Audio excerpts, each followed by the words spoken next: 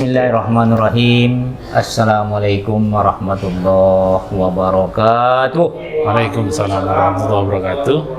Innal hamdalillah wassalatu wassalamu ala rasulillah alladzi la nabiyya ba'dah. Allahumma shalli ala Muhammad, Allahumma shalli wa sallim alaihi. Qala Allah ta'ala fil Qur'anil Karim, bismillahirrahmanirrahim. Innama yu'minu bi ayatina idza zukkiru kharrun sujjadan wa sabbahu bihamdi rabbihim wa hum la yastakbirun. Ya. Kita hari ini ya tentu yang pertama kali adalah syukur kepada Allah. Seiring dengan itu, sholawat dan salam kehadirat Nabi besar Muhammad SAW. Saudaraku, kawan saya, Bapak Dr. Usiono, MAG, MA. Ya tentu kita ini namanya kalau sekarang abang adik. Usia saya lebih tua dari Adinda. Tentu ya di soal usia itu lebih tua saya, tapi kalau soal pengetahuan tidak tahu saya. Ya bisa saja lebih dalam pengetahuan Dr. Usiono dari saya sendiri. Sama Ya contoh, ini harus kita tawadu, ini harus memang kita nampakkan. Jadi selalu Pak Doktor, kita selalu tawadu lah. Ya, tawadu artinya tidak boleh membanggakan diri apapun yang kita peroleh dari Allah. Innama yu'minu bi ayatina idza zukiya.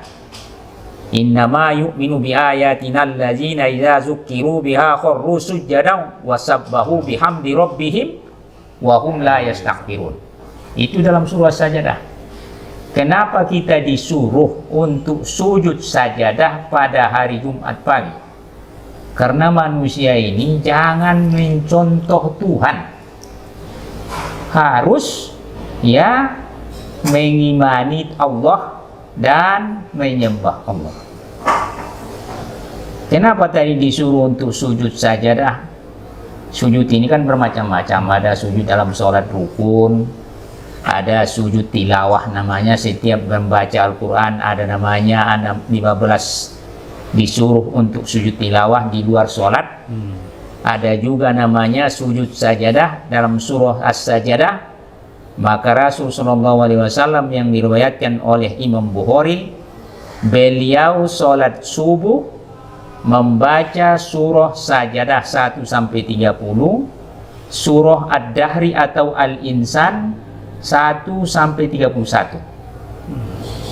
Jadi kalau kita maknai ini sesuai dengan hadis Nabi SAW, qala Nabi SAW, iza qara'a bi surat wa iza qara'a bani Adam bi surati Sajadah faqra'u iktasalas sayatin wa abaka fi. Riwayat Muslim. Sabda Rasul SAW, apabila keturunan Adam yang beriman ini kepada Allah ya membaca surah Sajadah pada hari Jumat pagi, sholat subuh itu sampai akhir, sampailah pada ayat innama apa tadi ayatnya ya, lupa saya ya. Tadi sudah saya ingat ya. Jadi kita kembalikan dulu sampai untuk ingatan nanti kembali segar ya, bahwa ketinggian daripada sifat manusia yang tercela di hadapan Tuhan ada dua. Pertama mutakabbirin, dan yang kedua ajabbarin. Apa itu mutakabbirin? Sifat sombong, sifat angkuh. Di bawahnya ada namanya ar-riya. Sesuai dengan hadis Nabi SAW, ar-riya'u sirkul asghar. Ria itu adalah mendekati syirik yang kecil.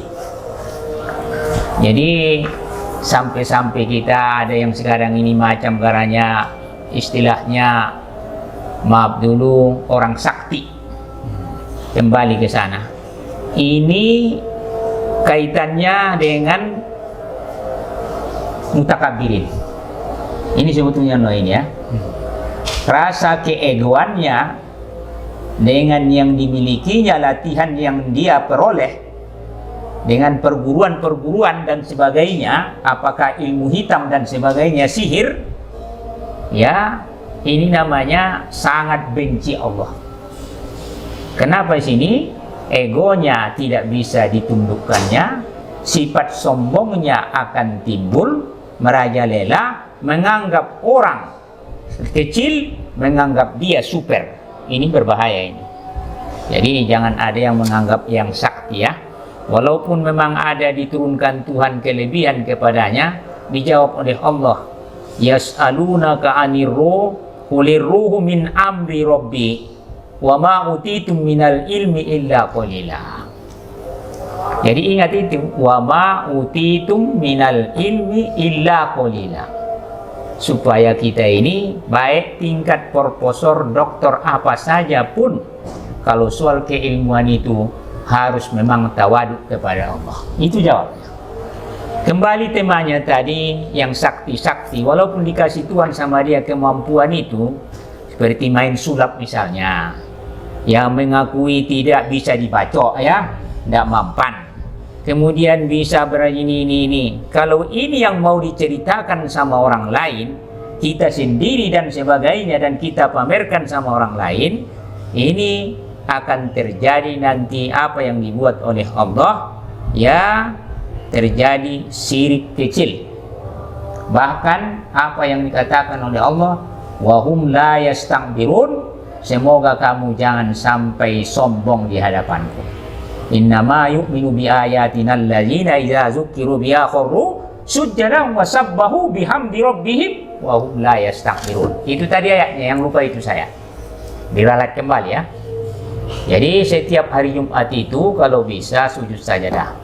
Wahai keturunan Adam, apabila kamu membaca surah sajadah, sujud kamu, maka berteriaklah keras setan, lari. Saking sakitnya sujud Bani Adam ini kepada Allah, maka itulah yang membuat dia penyakitnya yang tak bisa dilepaskannya dari, sehingga terbirit-birit dia, taubahnya seperti orang yang dipanaskan di atas bara api. Jadi itulah kalau saya mengajar secara pribadi, saya wajibkan bagi semester ya kalau 4 atau 6 itu harus hafal surah sajadah dengan surah al-insan, karena itu gandengan. Nah, jangan kita umpamanya surah sajadah saja yang hafal, walaupun boleh diganti surah yang pendek, tapi Rasulullah selalu mengamalkan ini di antara dua surah ini pada Jumat pagi. Surah apa tadi? Surah As-Sajadah 1 sampai 30, surah Ad-Dahri atau Al-Insan 1 sampai 31. Kalau nggak silap saya ya. Jadi mudah-mudahan hilang kesombongan kita, keangkuhan kita, ego kita. Seandainya apapun dikasih Tuhan ilmu kebal kepada kita, itu nggak perlu lagi diorbit-orbitkan itu semua. Akhirnya pada sepanjangnya mencari duitnya sebetulnya. Ya, mencari duit, diajarkan ilmu yang sesat, dolun mudilin, apa nggak berbahaya kita? Siapa yang mengajarkan satu ilmu yang tidak benar, apalagi yang bertentangan dengan agama Allah, dengan agama Islam ini, diamalkan orang lain, bahkan pengamalan orang lain itu tetap saja dikasih dosanya kepada orang yang mengajarkan. Apalagi perbincangan kita di sini, ya sudah itu aja apanya, nggak boleh. Walaupun ada kekebalan jangan sombong ya, nggak ada gunanya itu. Itu ada pembatasan. Ya, maaf dulu Ustadz Bakar itu cerita orang tadi di warung sana itu bisa hilang, bisa ya. Saya nggak pernah saya ceritakan itu. Takut saya seperti itu, kebal-kebal dulu. Diceritakan orang di warung itu diam, saya senyum, saya tadi. Saya kan baru pulang kampung. Ada yang meninggal di kampung kita sana. Pulang saya capek, itu cerita orang. Saya jangan sampai kamu bilangkan sombong aku nanti, merugi saya nanti di hadapan Tuhan. Tidak mau saya itu, saya bilang. Memang nggak ada ilmu saya seperti itu. Nah, itulah saya jelaskan apa ini. Jadi rasa kebal, yang sakti-sakti itu jangan. Walaupun kita memiliki itu, jangan sampai dipamerkan. Jangan sampai diperjualbelikan. Jangan sampai mencari dana kita dari itu. Yang perlu sakti-sakti itu melawan orang kafir. Itu penting yang seperti itu ya. Kalau memang tiba waktunya, seperti Rasulullah dulu datang pertolongan, itu mukjizat sama beliau. Kalau sama kita umpamanya karomah. Karomah itu ya tidak apalah salah.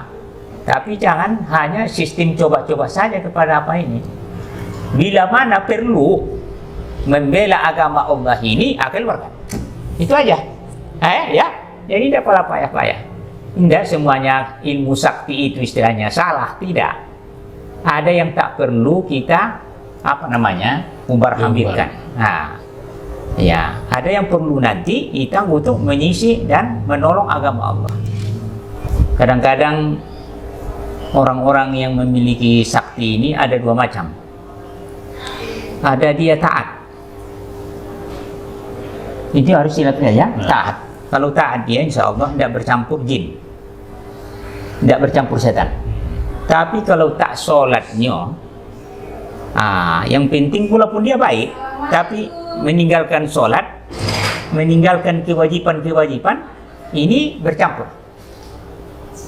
Bisa saja dari iblis, bisa saja dari setan, bisa saja dari jin Jibril.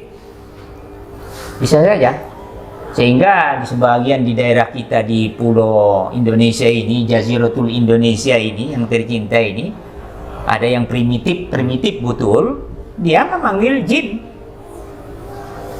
Tapi digunakannya yang tidak baik. Setiap kita berkawan jin, apabila kita dikuasainya, itu berbahaya nanti apa bahaya yang haram itu dibuatnya menjadi halal. Itu aja. Itu aja modelnya. Yang haram itu menurut syar'i dihiasinya menjadi halal. Kemudian apa? Dia seperti dipaksa menjadi tumbal. Tumbal. Pokoknya ini gunakan di sana, ini. Jadi sihir ini tetap ada, Tidak bisa terelakkan kita ini, karena Tuhan membicarakan. Wa auha ila Musa, ya, diwahyukan kepada Nabi Musa, ya. Dalam Al-Quran, dalam surah Al-A'raf dijelaskan oleh Allah, bahwa sihir itu akan tunduk kepada Allah. Ya, sihir itu akan tunduk kepada Allah. Jadi jangan kita walaupun memiliki ilmu sihir, jangan digunakan kepada yang lain. Lebih baiklah kita buang dari diri kita. Ini akan terjadi kadang-kadang susu ini kalau susu pengasih untuk manis, elok, lancar, ini masih banyak kita ini. Jadi takut saya nanti apa yang dikatakan oleh Allah, bercampur iman kita itu dengan yang fasad. Itulah yang disebutkan dengan fasad iman. Jadi kalau sudah bercampur iman kita ini dengan kefasatan, itu bahaya.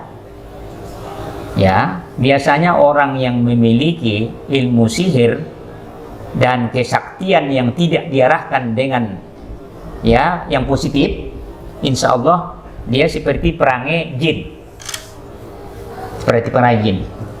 Bisa saja perempuan mau saja dia, semauganya, maaf dulu nada. Karena ilmu kekebalan itu menuntut dia untuk maksiat. Ya, maaf dulu, istri orang bisa istri dia. Kemudian yang lain dianggapnya biasa-biasa, ini bahaya. Jadi mudah-mudahan bagi pemeriksa semua dimanapun berada, kekurangan kita yang mendakwahkan ini kita juga ada. Tapi janganlah miliki ilmu sihir. Janganlah engkau miliki kesaktian yang menjauh daripada Allah. Janganlah kita meminta selain daripada Allah. Minta kepada Allah. Walaupun lama makbulnya terserah. Ada kadang-kadang nabo ilmu sakti ini katanya ilmu dari jin itu lebih cepat makbulnya daripada ilmu Al-Quran itu. Ya, itu terserah kepada Allah. Saya nggak bisa menjawab ini, no. Ya, terserah. Karena Tuhan memakbulkan yang baik, memakbulkan yang tidak baik. Ya, kalau sayang Tuhan sama kita, bisa saja dialihkannya kita nggak makbul ilmu sihir itu sama kita. Nah, tapi kalau nggak sayang Tuhan, bisa saja makbul. Contoh Fir'aun, Namrud, mereka itu mahir sihir. Ya, sihir itu mahir. Contoh apa yang kita lihat, tali yang dipuntal-pintal itu menjadi ular. Nah, dikejarnya Nabi Musa. Akhirnya dibilang oleh Allah, pukulkan tongkatmu itu. Menjadi ular besar. Dimakannya, baru terkejut. Turun ayat, qul ja'al haq wa zahaqal batil innal batila kana zahuqa. Yang benar itu datang daripada Allah, yang batal itu memang akan tersisih, tersungkur dan binasa. Jadi kesimpulannya Dr. No, ya, janganlah kita miliki ilmu-ilmu yang ya menyesatkan lah. Tidak ada gunanya itu. Capek kita yang beriman ini jangan rusak-rusak lagi lah. Ya, jangan dirusak-rusak. Mudah-mudahan ilmu yang baiklah sama kita. Ilmu syariat Islam ini kita amalkan dengan baik. Mudah-mudahan kita ini selamat nanti dunia dan akhirat. Apalagi soal akidah ini, ya. Dan merusak nanti kepada rumah tangga kita, yaitu meminta tumbal. Ilmu-ilmu kebal yang dari setan itu tetap meminta tumbal. Maupun dari jin. Satu asalnya dawananda jin dengan iblis. Itulah kalau dalam tafsir Jalalain, iblis itu, setan itu, iblis itu abal jin. Iblis itu abal jin. Iblis itu adalah bapak jin. Berarti satu apa?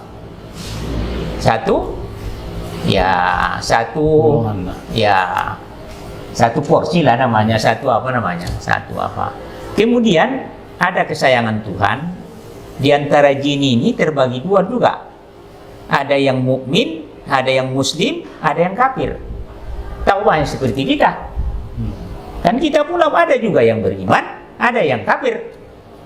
Jadi Tuhan pun disinilah letaknya tadi. Tapi istilahnya, kalau pasukan iblis tetap saja bangsa jin ikut. Pasukan manusia dari Bani Adam. Tidak ada kontaknya dari sini. Serupa dengan teori Darwin dulu. Apa namanya teori Darwin itu? Polisi nama. Manusia dari kera. Ya, ada namanya teori namanya itu. Apa namanya? Polusi apa namanya? Evolusi. Ya, evolusi. Katanya dilihatnya bahwa kera itu atau monyet atau semacam dengan itu sifatnya ada mirip dengan manusia. Jadi sehingga dia membilangkan maka ya manusia ini berasal dari kera. Padahal zaman Nabi Musa dulu kunu qiradatan khasi'in itu memang dibala Tuhan umat Nabi Musa yang tidak mendengarkan perintah Allah dan Nabi Musa, nabinya Nabi Musa, sehingga dinampakkan Tuhan bala. Pada akhirnya dijadikan Tuhan manusia itu menjadi kera. Ditafsirkan oleh para pakar-pakar penafsir. Hanya sifatnya saja itu, bukan fisiknya katanya. Yang dalam Al-Quran itu sifatnya dan fisiknya memang ada di situ. Itulah jawabnya. Nah, jadi jangan dikatakan tidak benar itu dijadikan Tuhan manusia itu pada zaman Nabi Musa menjadi qiradatan khasi'in, benar. Fisiknya dengan sifatnya. Ya, contoh Nabi Muhammad SAW yang berangkat Isra dan Mi'raj itu ada yang mengatakan ruh. Tidak benar itu. Yang berangkat itu abadihi, fisik dengan ruhnya. Itu jawabnya. Demikian aja no ya. Ya. Terima kasih Ananda supaya lebih matang kita. Saya tidak mau saya ilmu apa ini dibawa kemana-mana. Dijernihkan. Kamu yang menilai ini sebetulnya ya. Jadi saya tidak mau saya ini pendapat-pendapat ini seperti teori Darwin, biar aja lah itu. Saya tidak mau itu teori itu ya. Bahwa kejadian manusia itu berasal dari kerak. Tidak mau saya itu. Ya, karena Tuhan mengatakan walakul insan min tinnya, kok dikatakan pula itu. Tapi kalau sifat ada yang mirip, itu bisa saja. Mirip namanya. Jadi Ananda sudah beberapa kali kita sudah disimpulkan oleh Dr. Kuswono tadi, MA, bahwa ya sudah dapat kita pahami itu. Ada lagi kira-kira lagi? Cukup. Assalamualaikum warahmatullahi wabarakatuh.